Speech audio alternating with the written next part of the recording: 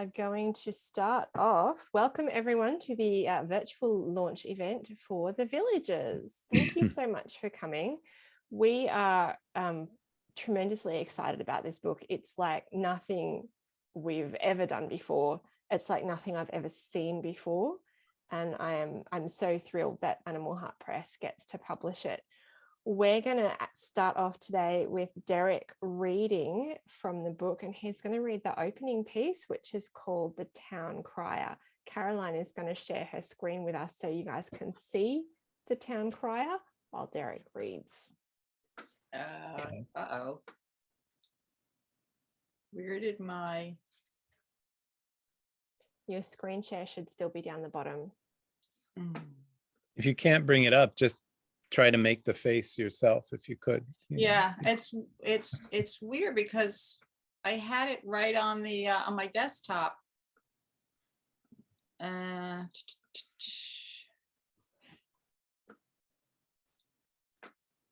wondering if I'm having that weird thing. Oh, here's my IT person. How did he do that? Yeah. The magic Amazing. internet. Yeah. Look at that. Yeah, and so I brought this up. Oh, you're having that block out. Yeah, I'm being blocked again. Oh. So you know what I will do is I will hold the book up. Okay. Oh, there you go. Okay. Fix the laptop. No, I don't remember. That's so strange because it worked when I was on the during the setup. It worked during testing. I know. Well, Would it help if you go off and on again? you know what? Let me quickly. I don't know. Would that help if I dashed off and came back on again? Who would know? So I guess that's okay. Yeah.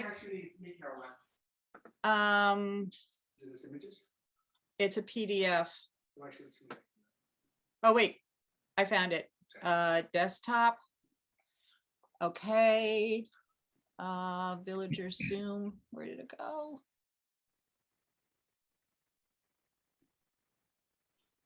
There's nothing like. Did that work? It's in the folder. No. I can bring up the Town Crier. Do you have the website? You could hold it up and then pinch the pages to make it look like there's a mouth moving while I so many things that, you know. Yeah, I'll share the screen. There we go. Okay. I think All that- right. Okay. Thank right. you. Sorry about that, everyone.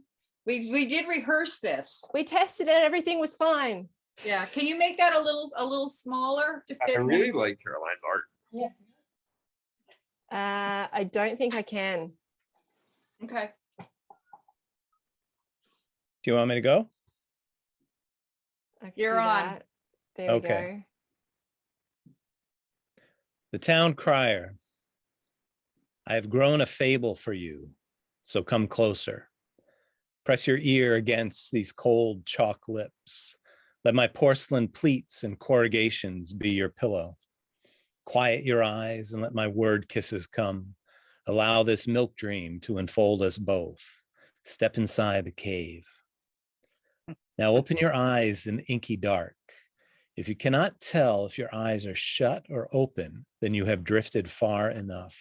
Sit here in the palm of my hand, in the innermost chamber of our carapace. The sound you hear is a sea of thought, not yours nor mine, but ours, as well as theirs. The moonless foam chorus, maritime choirs crackling in salt froth, King's blue aurora borealis, black sun solar flare. In this story, the mind is a hotel. Isn't that magnificent? I absolutely love that piece. It's the most perfect start to the book. It really gives you a sense of what everything, of what's coming, I guess, is what I love about that one. So I'm going to go into our, oh, hang on. Diana can't hear Caroline or Derrick. Everybody else is not having a petition, Diane. I think it's got to be something on your side. I think everybody else. Yeah, is not, maybe anybody your else having- volume isn't turned up, Diana.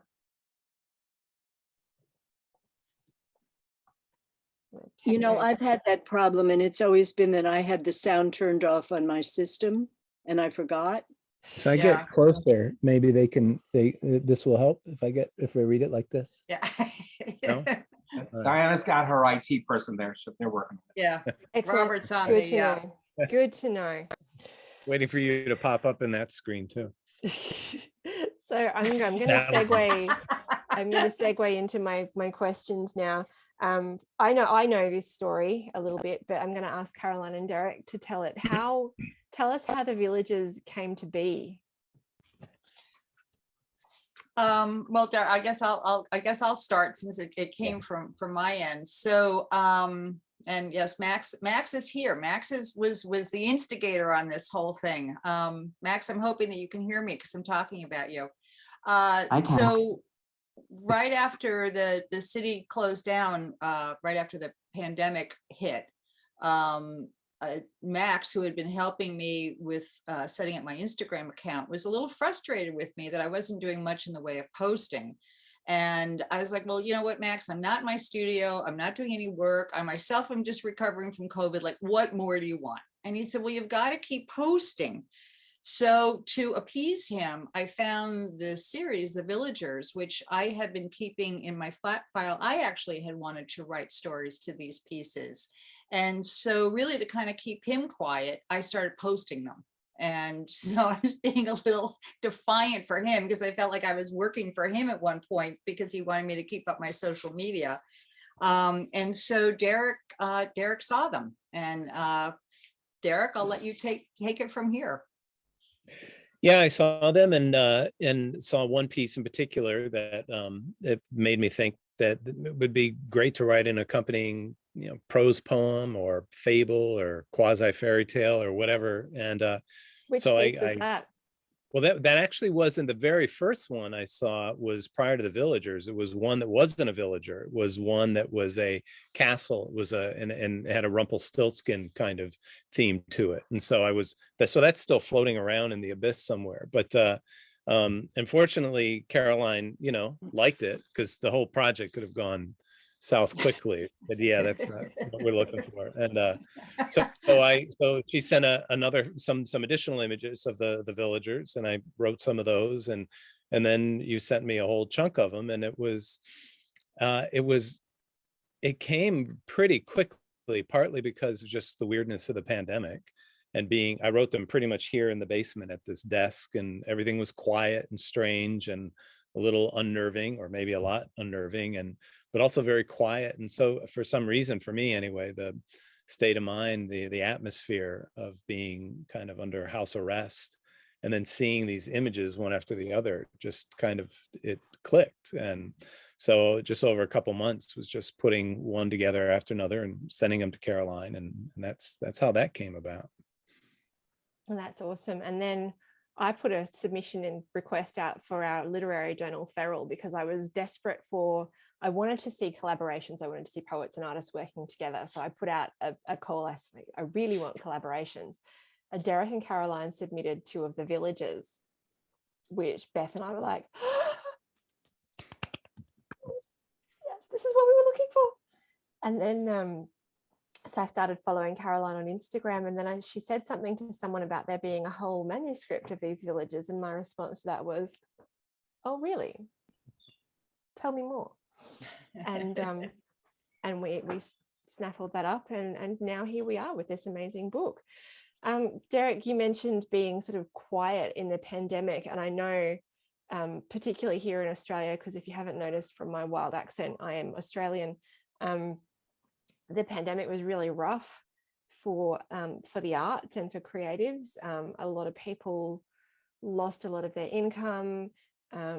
Things got cancelled everywhere.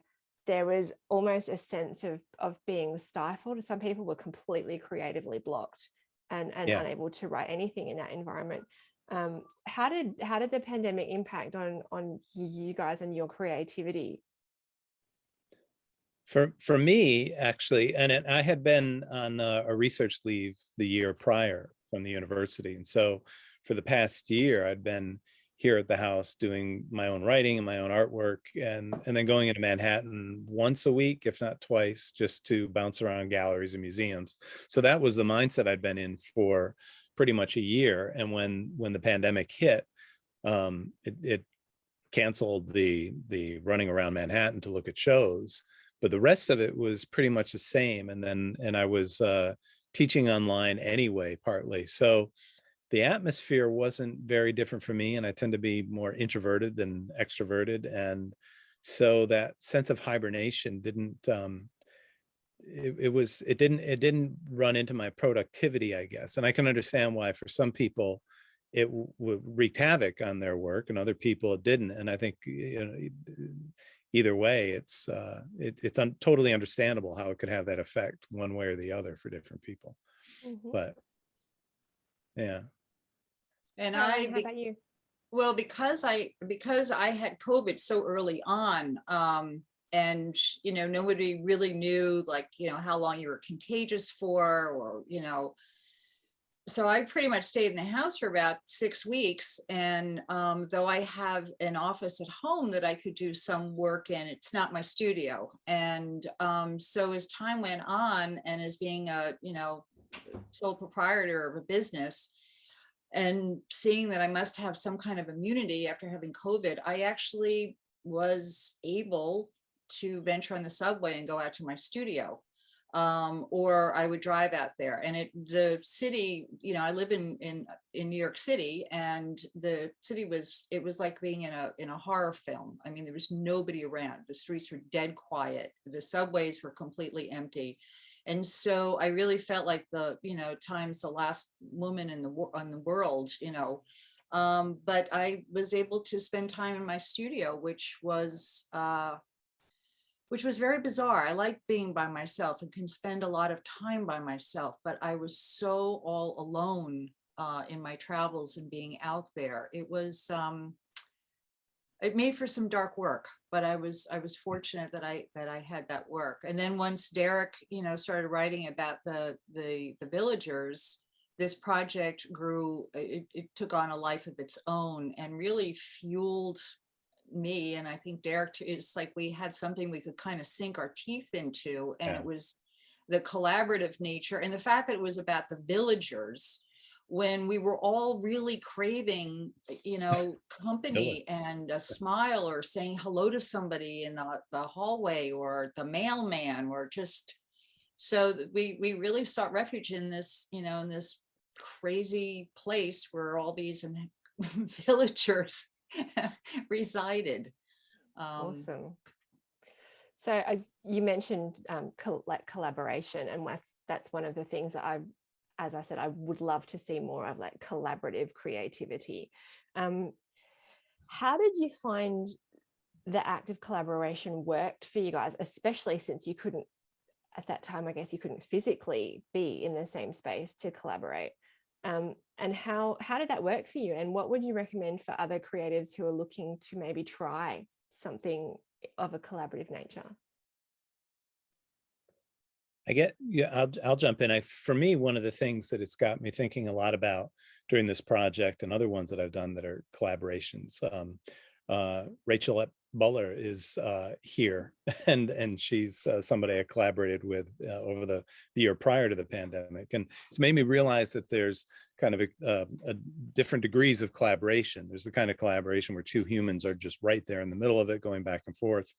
A couple of my friends once wrote a book way back in the day where they had the computer and they had two keyboards hooked up to it, and one would type and stop and the other one would type. And that's an intense real-time collaboration. I don't know if I could ever do anything like that personally. The collaboration that we had was this kind of back and forth in the sense that Caroline already had the work done. And so then I was in my space writing pieces attached to them, hoping she would like them. That was, and then the more kind of, interpersonal collaboration, I guess, came during the book design, which Caroline did all that and would ask my thoughts about this or that and so forth. But so that was where there was more of a collaborative feel. But I guess for people interested in collaboration, I think the thing that is helpful to recognize, there's a varying degrees of collaboration. There's the kind of collaboration where people can work, in their own spaces and then come together when they want and then retreat, versus collaboration where you're, holding hands with each other, and then variations in between, I guess.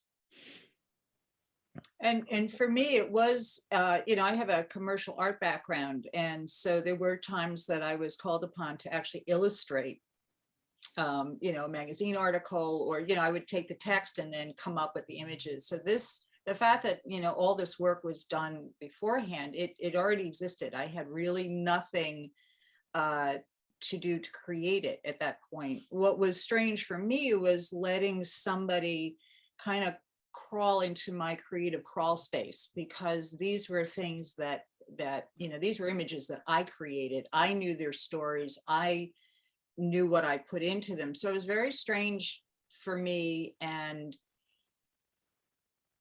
I don't want to say challenging, but it was a little scary letting Derrick in and giving him permission to write about these pieces that were very personal to me. And I'm a big fan of Derrick's writing. So once I started really pouring through them, and there were several of the stories I didn't want to end. I wanted to know more about the character, but it was a character that I created. So I liken it, I don't have kids of my own. So I liken it when a parent finds out that their kid can speak in sentences, or suddenly can get a doctorate. You're like, wow, I had no idea that was going on inside you. But you're right, because the challenging, it really is, it was a lot more challenging, I would think, for Caroline, because she already had the pieces, and where I just had to cook up stuff and kept my fingers crossed that I hadn't gone down a road that she was like, absolutely no, so yeah, it must have been very different for you than it would as for me, in that sense. I mean, and I guess it's difficult for you guys to read each other because you're communicating remotely. So there's only so much inference that you can do. Mm-hmm. Mm-hmm. I think the one piece of advice I would give about collaboration is to be open to, if you truly want to collaborate in a project, is to be open to your partner who you're collaborating with. Because it's very easy to hold on to what you do and how you operate and what you've created, and so to collaborate, there really has to be a give and a take, and just be open. Just set aside all that other stuff and just take it in. Leave your baggage at the door. Awesome. Right. The only other thing I would say about that too is the thing that's kind of interesting about collaboration in this sense, it doesn't have as much to do with either of us, but just the constant back and forth between image and text and image and text. And that's one reason we're so grateful for Amanda and Beth and Ellie for publishing this, because there's so few places that you can find where you've got that kind of 50-50 balance between text and image. You find a handful of journals out there that are looking for that kind of work, but for the most part, it's still, there's the poetry, there's the fiction, there's the text stuff over here, and then there's going to be some images as well. But there still are very few, at least from what I found, venues where you can actually have these two things coexisting, and that's the way they were intended. So, and I think people sort of tend to think picture book almost, don't they, when they think images and text together? And this is like so not that. Right. Mm-hmm. Definitely. Caroline, can you talk to us about how you made the villages, like the nuts and bolts process of how you put them together, and where did you find inspiration to assemble these things in this way, and where did the stuff come from? Well, I've been doing collage now for, I don't even know if I want to do the math. I think I had my first exhibition of collage in 1998. So I've been collecting stuff for a while. And the Villagers, that series came up after I had done another series where the collages that I created, some of them had 100 pieces of little bits and pieces of scraps that I put together, and they were really labor intensive. And sort of to cleanse the palette, I gave myself the assignment that the next series I would do each piece would only have 5 elements, and I really stuck to that. And so because my work deals with the narrative and with fables and fairy tales, I've always been intrigued about what I would refer to as a supporting cast of characters in these tales. We've read the fairy tales and it's the prince and the princess and the king and the queen, and maybe there's a court jester and maybe there's a witch, but there's a lot of other people there in the kingdom, behind the scenes. So I was very intrigued about just having fun with that. And one of the things that I had collected over the years were book covers. There's a wonderful print shop in Midtown Manhattan that sells old book covers. And they're just, one side is leather, the other side is marbleized. And, some of them are a couple hundred years old, and they're beautiful, beautiful elements. And so I started, buying those, the ones that I thought were extraordinarily beautiful. So I had amassed quite a few of them. And that's what started the series. They became, in other words, like miniature stages where I built these characters. And so in terms of the elements in the portraits themselves, I cut apart things that would not be recognizable. So they don't have human facial features. It's, the head is a shell, the body is maybe the bust of a sculpture. One of the pieces, the hair is made out of photographs of slate tile. And I have probably about, could be 1,000 old books and magazines in my studio right now. And I have drawers full of things that I cut apart and never use. So I have a lot of sources. And where do you find them? Like, are you just like walking down the street and you pass a secondhand shop, you're like, I'm going in there? Yeah. In the old days, I used to do that. And now I buy a lot of stuff on eBay and Etsy. Because it's easier, especially these days, the big flea markets and thrift stores, especially in New York City, the rents are too high, first of all, for those type of stores. And so, yeah, I buy stuff on eBay. I have a couple of magazines in my studio that were, printed in 1905. And it's fascinating to read these things. Sometimes I spend a lot of hours reading them as I'm cutting things out. But it's and then the other thing with my work too is it's not only about the imagery from these books, but it's also where I got the imagery from. So it's the narrative, like the narrative behind these book covers. What was between those covers at one point before the book was no longer viable and that cover was ripped off. So I'm interested in that too, the narrative of the actual object itself. Wow, very meta. I like it. Derrick, where did the ideas come from for each of these villages? Did you name them, or did Caroline? What was it like? Some of these are downright weird, like the mayonnaise guy. That was okay. So the titles were all Caroline's. Each of the images had its own title. So that was actually really helpful, because my process was I had all the photos and I would look and I would put them on my phone, and then I would look at them as I took a walk. Was taking a lot of walks during the day, like so many people were, and just nobody's around. And I would look at it and think about it and just, wait for certain phrases or ideas or words or terms to tumble out. And I would look at them, but actually my process then was to look at it before I went to bed, and when I would wake up and spend some time in the morning, seeing what happened.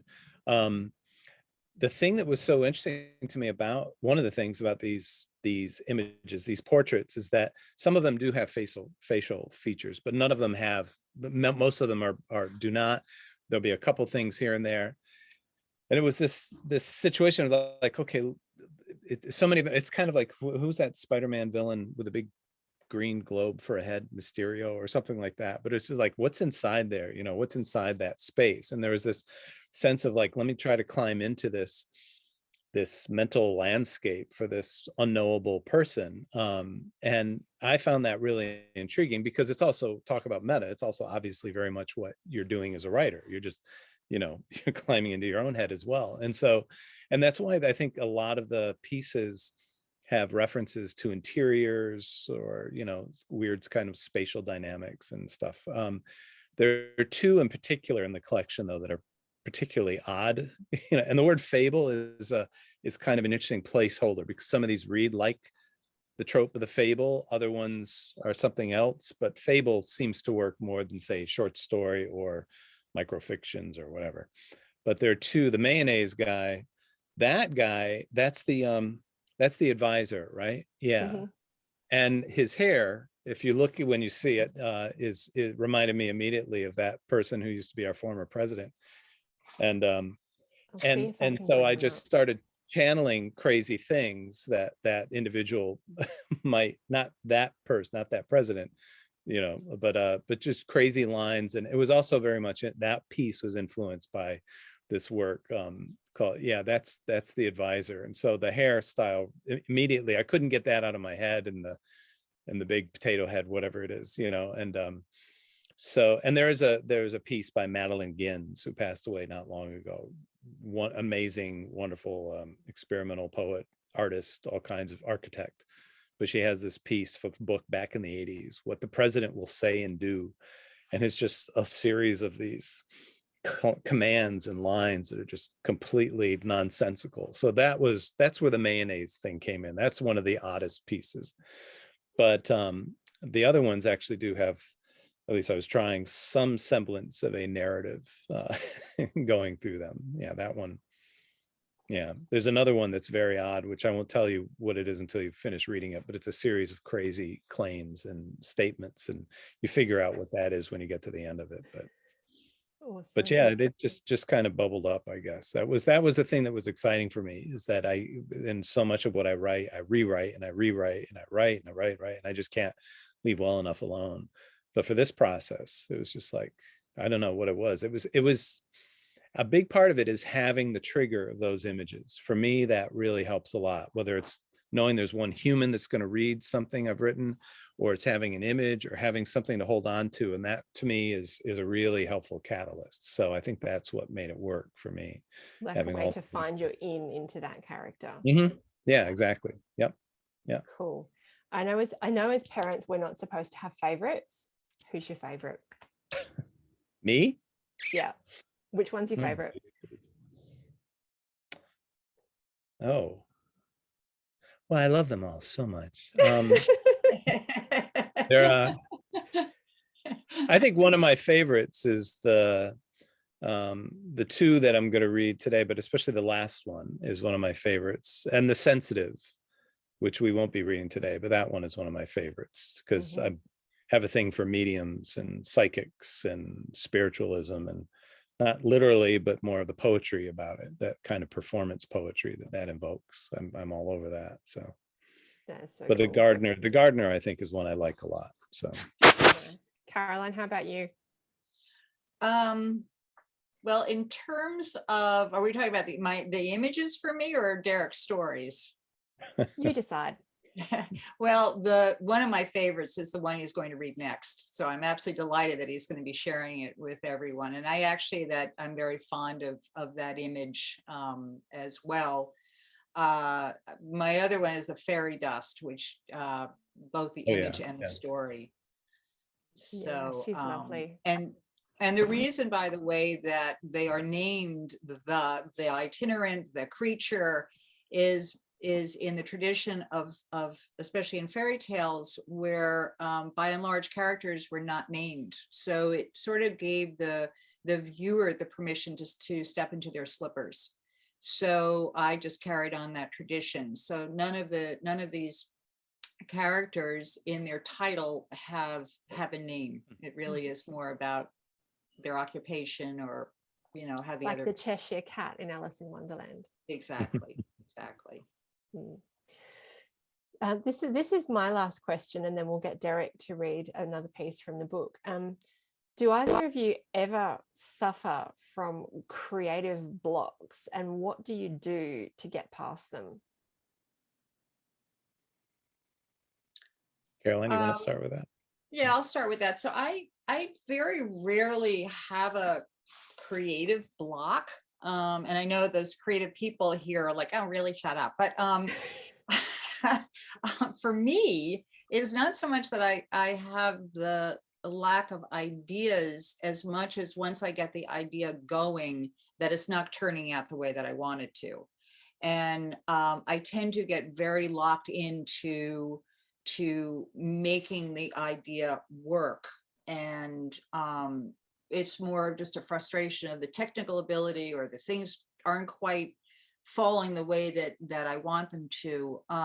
So something that I do to help that is I kind of step back and I let play come into my studio. And I just take a more playful stance. And if I am sort of blocked with what I want to do, or if I'm about to start a new series, I just start playing. I take images. I mean, just the nature of collage is really playful, because you just roll out a big piece of paper on my desk and I just start throwing images around, and all of a sudden there's magic happening. And sometimes I may not make anything out of the images that I scatter around on my desktop, but it frees something in me. It takes, all those voices out of my head, and it clears the way for hopefully some magic to happen. I want to ask you to just expand on, like, when you're fixed on an idea and it's not happening, because it's happening for me right now. It's like, this isn't working. How do you let go when you've got this really fixed idea in your head of how it's supposed to be, and then it's not happening? Like, how do you not try and force it? At what point do you go, no, this is not going to work and I'm going to have to try something else? Well, sometimes if I force something too far, the paper rips, the glue solidifies something that I can't repair. It's like, and then the whole thing just doesn't work, because nothing I do is on the computer. Everything is, cut from old books and magazines. So there's the physical aspect that if I push it too far, that it won't work. But in terms of, the thought process between the idea, instead of forcing that round peg through the square hole, I problem solve. I back up and I look for a way to get around what's blocking me. It's like, just sort of stepping back a little bit and treating it like, like it's a problem. Because I always say, well, if it's only a problem if it can't be solved. So I look for a back door. Nice. Excellent. Derrick, how about you? Yeah, I share a lot of that. I think for me, especially as far as writing goes, but also I guess it's like looking at the blank canvas or the blank watercolor page. But there's that age-old problem of, like, staring into the white screen and waiting to be inspired by the muse or whatever, and so on. And I think it's helpful to maybe see that as maybe a more Eurocentric kind of preoccupation and fetishization of the self and the individual. Whereas if you're surrounded with materials, and if you're working with materials and you're doing something, especially collage is a perfect example of this, whether it's sampling or remixing or mashing, each of which has its own very distinctive kind of properties. In terms of music, or in terms of working with images, and especially with poetry too, because from modernist poetry on up, it's so many of the writers have been working explicitly with collage, and you're writing down things that you've overheard on the bus or over here, or something coming from TV. And it's just the problem, the more you're attuned to that sense of this is an environmental kind of thing with all this stuff, the problem is less, how do I fill up this blank space? At least for me, it's more of like, there's just too much. It's sensory overload. And so the problem is one of like, okay, how do I say enough already? Or how do I say this? It's not so much waiting for the idea to resolve, but it's like, I need to move on to the next thing. I need to move on to the next thing. I also, the thing that helps me for that, and there was I remember a colleague years ago who said, and I don't know the phrase of it, but he told me there's a particular phrase that his wife, who's Chinese, you use all the time. And it basically just meant, that's good enough. And he used that all the time. It's like, and to have that phrase in the back of one's head, like, okay, we're done now. Let me move, because there's too many other things to make. Let me jump over here. And moving oneself away from that kind of, at least for me, that precious, that sense of the work being precious, as opposed to an attempt, an essay, like in the old sense, ESSAI, a wandering. But I think a lot of it really, for me, really does have to do with when you're surrounded by so much material, whether it's somebody working in terms of music and sampling, or whether it's images or just text. The writer's block becomes less of an issue, and it's the real problem is actually time. Like, how do I carve out more time to pluck all this. That's the thing that's the real enemy. It's like the fact that you have to make a living, and and people are I'll constantly speak to my people and we'll add an extra 12 hours into every day. there. Yeah, if we could, that'd be great. Wouldn't that be awesome? Yeah. Wouldn't it be wonderful? Yeah. Yeah. That's amazing. Thank you. That was really insightful, and that has actually given me some ideas about how to get around my own little issues at the moment. So thank you both for that. I'll give you one. Can I give you one quick example of what I'm talking about from the Yeah. perspective of poetry? There's actually a really great collection of interviews with contemporary poets. I think it's like probably 20 years old now. I think it's just called What is Poetry? But really, really helpful interviews. And so many of them refer over and over and over to collage, not visually, but in terms of their writing. But I was back in grad school. Charles Bernstein was visiting this one poetry writing course that I was in. And there was somebody who had submitted a poem that was, it was definitely not the kind of tradition and that he was coming from and so forth. But I think she might even had a similar kind of question about writer's block or something like that. And he said something to the effect of like, let me get back to that. And then after about 45 minutes of the class, during which she would say something here and say something there, he'd been writing down all these off the cuff comments that she had. And at the end of it, he said, let me read to you these things that you said. And he picked up some other things that were just spoken in the classroom. And you had this amazing kind of little constellation of language floating around doing very interesting things. And he was pointing out like, this is constantly bubbling up out of you, as opposed to the kind of work on the page, which he wasn't, dismissing. But I guess his point was, it's always there. It's a matter of how to like kind of train one's ears to the things you're saying when you think you're not writing poetry, or people on the bus or the commercial, or just always have your antenna on, Anyway, that was just one example. I think what sticks in my head. Wow. And I think that's perfect. That's a perfect landing point. It's always there. You've just got to get your ear in. That's fantastic. We're now going to meet the Lunar King. Derrick is going to read the Lunar King for us from the book, and then we will throw open the microphone to the audience for some Q&A. All right. The Lunar King. Persons of Earth. When my umpteen times great-grandparents built the first greenhouse, it was a modest affair. A casual gift they made for themselves to fill the solitude, and intended as little more than a hobby. They framed the walls using wood from ancient petrified trees. Yes, in the before time, this moon was thick with forests of colossal birch, of which nothing now remains but powder. And they made glass windows by melting stardust. Over time, for time they had in abundance, they collected enough of the chalky, oystery dander that fell from their bodies and converted it into that bleached, glow-in-the-dark compost all of you down there recognize as moon. Spread it across raised beds. And not your usual flower garden beds either. They were nothing if not whimsical, those two, and the cribs they fashioned were faux miniature canopy beds draped with floating mesh to protect the seedlings from the worst of astral insect attack. I imagine sometimes how lovely it might be were I to return to that practice, or at least set aside one of our greenhouses as a showcase facsimile of how it all began. I could do it, of course, as master gardener who would stop me. But there is no time. There are so many of you now, our production lines already at maximum capacity. Plus, I think the gesture might be a tad too nostalgic. And from what I can tell, those ancient grandparents of ours had little truck for sentimentality. Only one photo of them remains, taken, I assume, by some cosmic traveler passing through. They stand there before that first kooky, off-kilter greenhouse, wearing stoic American Gothic expressions, albeit with a hint of bemusement creeping into the corners of their eyes. That and their recipe is all we have left of them. And the recipe enclosed I share with you now, for honestly, I am unsure how much longer our race can keep up the pace. A single master gardener living on a single moon can only grow so much.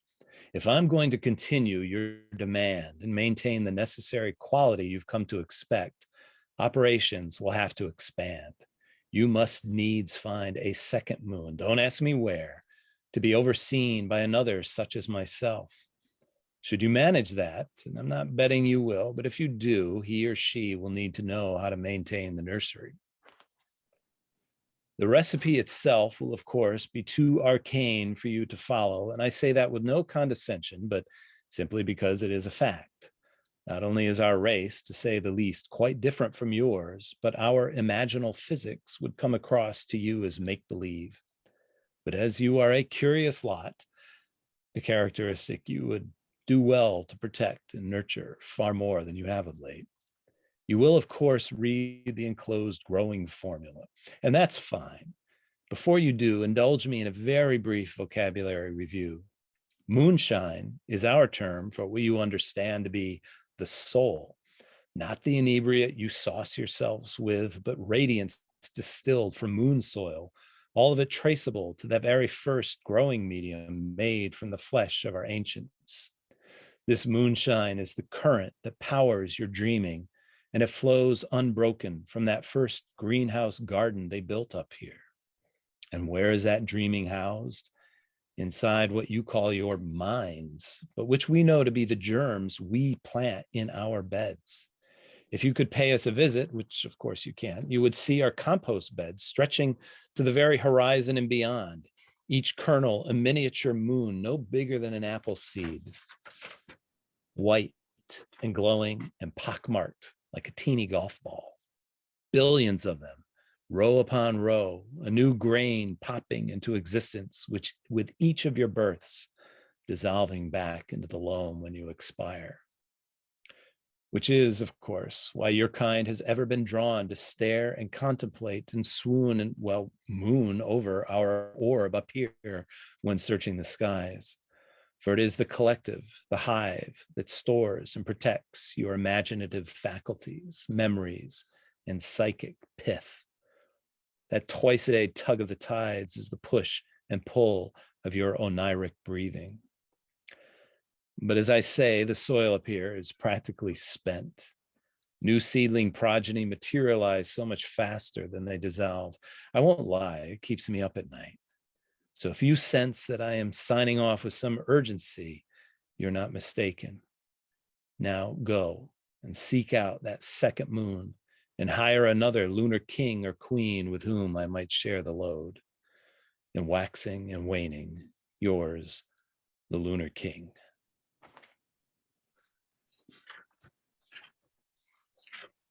So I don't know about anyone else, but I am now a little bit teary because I write about climate change a lot, and that really speaks to me. That one gives me just it chills right up and down my spine. Yeah, definitely. So we're now going to throw open to some Q&A from the audience. So if anyone has a question that they would like to ask Derrick and Caroline, if you know how to do it, can you pop your hand up using the reactions? Otherwise, wave at me. Oh, I see a hand.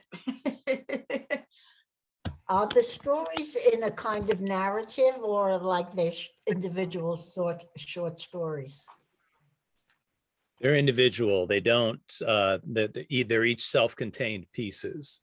Having said that, though, after reading and rereading them, I noticed that my own preoccupations and so forth kind of percolate certain words or certain themes, can't help but come into play. So there are some unanticipated narrative threads floating throughout, or unintended rather. So, but yeah, they're each their own little discrete room in a house, I guess. Cool. Christina. Hi. Hi from England. I want to pick up on something, Derrick, that Caroline, you said about it being quite personal and vulnerable to actually let Derrick do this to your art when you already had an idea about who these characters were and what you wanted. So like, this is, I suppose, quite a personal question, and if you don't like the question, please just move on. But could I just find out what that was like? Like, take something like the Admiral or the Note Taker or the Welder, like these awesome little girls who run around kind of saving the town. like, how did it really feel for a story as specific as one of those three, perhaps, to actually just see what Derrick did? Like, how much did it depart from your idea? How did it feel? Wow. Well, it's some of the stories, and without getting into too much, revealing too much, I was really impressed how Derrick definitely touched upon little threads, little personal things that happened in my life. And what I did, and again, this was part of me just being really open to what he, what he wrote about these characters, what the voice that he gave them. I found out that I really liked the characters. I liked the fact I embraced their weirdness. I embraced their strengths. And when I created these characters, and this just occurred to me, so thank you for asking this question. It was the beginning of the story. It was, I laid down these images and I was kind of just loosely putting together, my own stream of consciousness, and it was the beginning of the story. And when Derrick wrote about them, it was the rest of the story. And so what started out as little seeds of whether it was pain or whatever was going into these pieces from myself, he fleshed it out and made it complete and made it something that I could understand and embrace. So they told me stories that I had no idea that they could actually speak. Like, I learned so much from them. So he definitely, whatever magic, and I can't imagine, Derrick, by the way, that you looked at these images at the end of the day and then slept on them, because that's that was you're a brave man. Some of them are really pretty surreal images. So I hope that answered your question. Was I can tell you that when I read the stories, quite a few of them made me cry. I just had tears streaming down my face. The recognition and the joy that they came through to tell their stories. Wow, thank you so much. Good work, Derrick. I think that I would just say quickly too, I think one of the things that worked well in this situation is that the images had been created and there was this period of time. So it's if they had created their own space, and then I popped up sometime afterwards. And like if Caroline was working on these, and as she was working on them, I was to come up with a narrative, I think I would have been much more uneasy about that, because I would have felt like I was intruding more so into the actual piece as it was being, composed or constructed. Whereas now there is that distance. And even though I guess technically the pieces are considered ekphrastic, but at the same time, which is writing about art and making poetry, writing about images and so forth, they're really not about the images, they're triggered by the images. And that's something that helped me realize that I wasn't filling in a blank so much as having this parallel thing going on. But yeah, like I said before, it had to be like, if somebody were going to do that with mine, I would have to, like, my stuff, it would have, the state of mind I would have to be in is like, okay, it's your show now. It's almost like when a book gets made into a movie and the author is like, whatever, it's got, you don't have anything to do with this now anymore. Yeah. If you're writing the screenplay, it's like, yeah, you have to turn the reins over, I guess. We have a question in the chat from Kathy, who wants to know, Caroline, what kind of feedback would you give on Derrick's poems? Or I guess, or grade. If you were going to grade them, that would be good. Yeah. If you give it a grade, talk like my students, like, what kind of grade do I have for, do I pass? Well, I honestly, I don't consider myself to be the judge of that, since my background is not literature or poetry, or, and even though I've written some really bad poetry when I was younger, sitting in the laundromat, late at night, I don't feel qualified. I can You're gonna dodge the just, question is what you're doing. what? You're gonna dodge the question. Is what Yeah, you're I'm doing. dodging the question.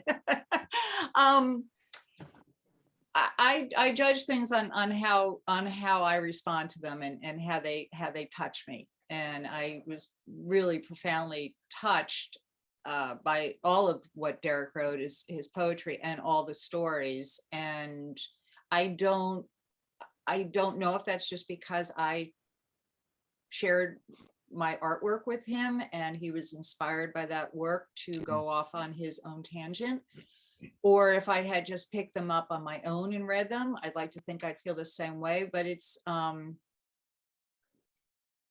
there's an intimacy with this collaboration, with the conversation that we've had back and forth with my images as his inspiration. So I guess I'm going to give you an A+, Derrick. That's, I've said it. It's out there, A+.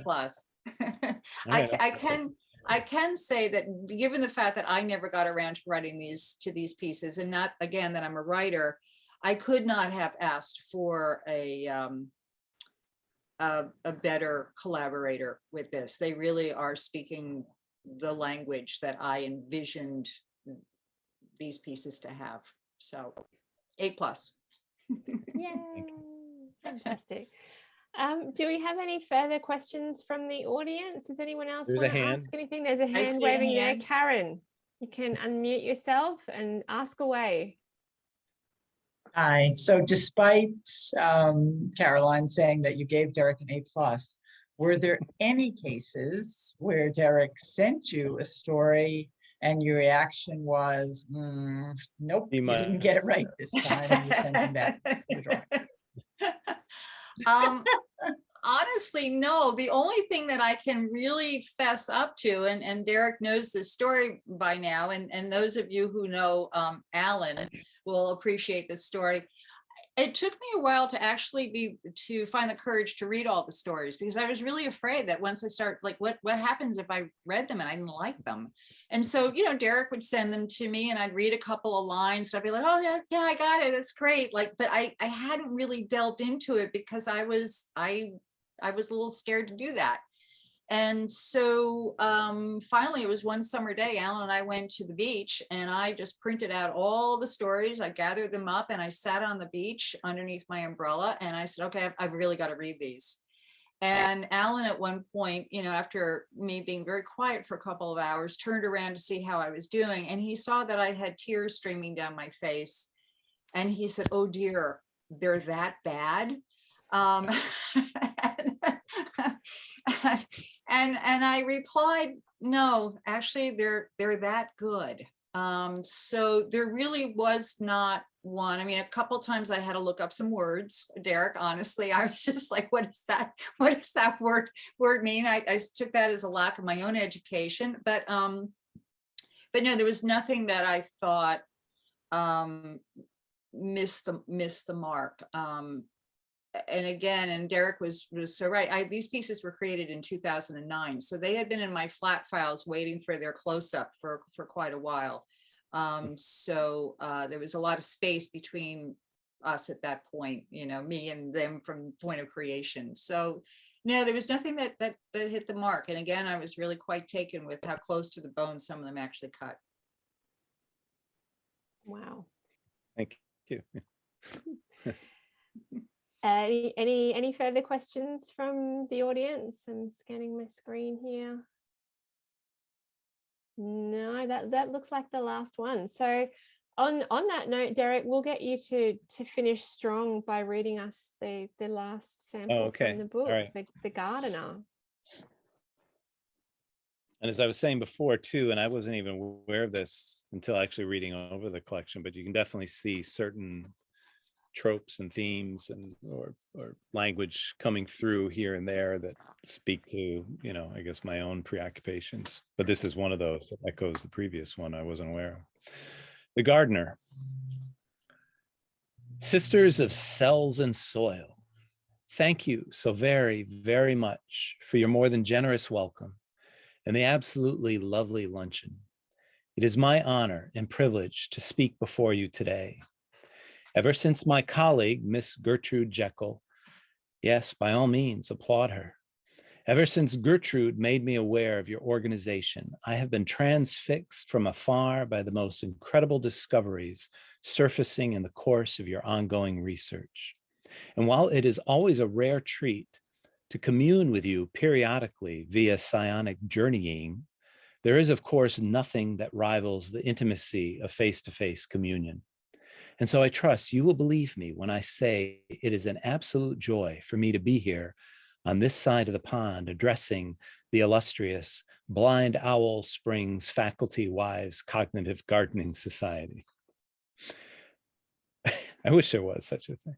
I should like to begin by taking you on a tour of the grove I have been sculpting of late. Those of you able to conjoin during our last transcontinental thought meet have already seen a handful of my projections, but none until today will have had the chance to amble through the twists and turns of the extra sensatory grounds I'll be conjuring here this afternoon. And so please, I invite you with open arms. Join me as we smell the roses together. Now, if you could, please join hands. I see some of you are ahead of me already. Close your eyes, breathe relaxed, full breaths. Let the darkness wash over and through and out. Look, see, there, as the black sun expands and the horizon draws near, can you make out the white matter? The gyri folds all aglow, reflecting the pulsing of the ion channels. And up ahead, on either side of the rusty iron gate that creaks so, one of these days, sisters, I shall tend to that, parallel nests of cow cucumber and joe pie plant greet us hello. And the password, they whisper. What is the password? To which we reply, whisper it with me now. Comfrey and witch's thimble, yes. A cluster of hedge maids stippled with elfwort, biomarkers both, can barely express their excitement as we enter the frontal operculum. As we tiptoe along the mesolimbic circuit, don't miss the snuggling of the blooming Sally. Be sure to inhale the crisp tang of bear's grape and harefoot releasing beneath our naked toes. Allow the fairy cups to kiss you hello. Under a copse of dendrites and milfoil, glial cells are feeding. Note how the astrocytes mimic African pepper, or what you more commonly know as grains of paradise. And over here, where the rhubarb vies for our attention, are floating row covers rippling in the limbic breeze, the blood-brain barrier, beneath which moon daisies seed and Low John the Conqueror germinate deep within the loamy insula cortex. Hear that low-throated humming? That's the song of Kiss Me at the Garden Gate flowers, their stamens vibrating off in Wernicke's area. And see those figurines strung above a circlet of mandrake root next to where the madder fern waves? On a whim, I hung there several juju poppets stuffed with eucalyptus leaves. I couldn't resist. Continue betwixt the parietal lobes. Allow the balls of your feet to register the rumblings of the basal ganglia percolating deep in the mind dirt compost. Look at how bright the eye balm blinks, peeking from the occipital cortex as cuddle chemicals rise like gnats from the bramble kite. And now I bring you to a most wonderful treat. She took me quite by surprise. Who knew an act of intracranial invocation, no matter how fiercely sustained, might manifest entities? But there she is, sitting on the lip of the medulla oblongata, swinging her feet. I love to watch how her ancient hands conduct the synaptic pruning and fold the proteins. Notice the crown of chameleon stars in her hair, how they reflect the dense night of thought. Let's not venture any farther, lest we frighten her. The hidden gardener of this chimerical realm, our moony little orchard, this resplendent shadow farm, thick with the scent of chlorophyll and copper. But it is time. We've reached the end. I'm afraid we must conclude our stroll as we float far above the synaptic clefts, the plots of rippled glass and sticklewort receding beneath our feet. Before we return fully to our earthly light, however, the garden grants us a parting gift. Pinch yourself a nosegay from the patch of bumblebee basil by the potting shed.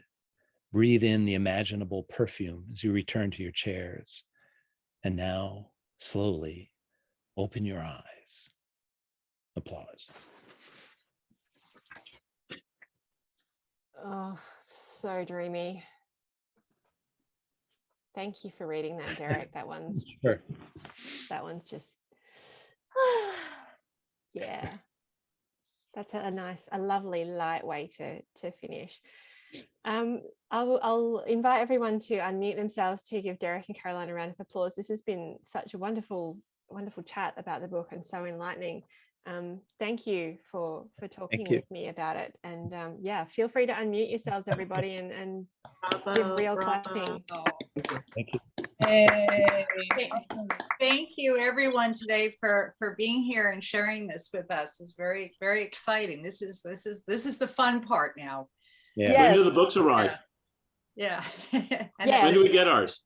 As soon as we can. Unfortunately, there are some parts of the great universe that are beyond our control, one of which is the good old postal service.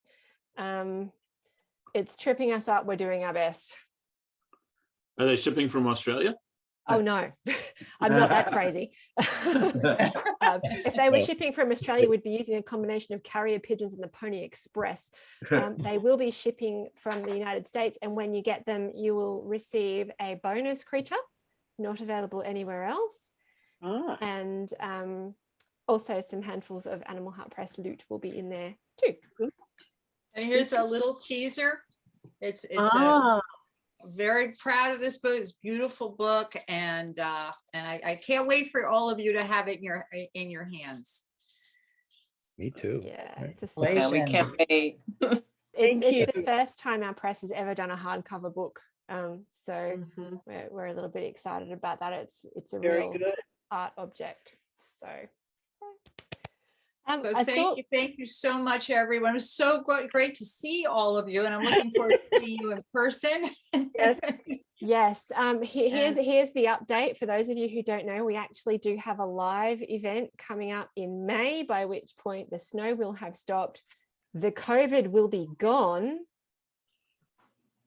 and yeah, fingers crossed. So that'll be at KGB Bar in New York City on the 11th of May.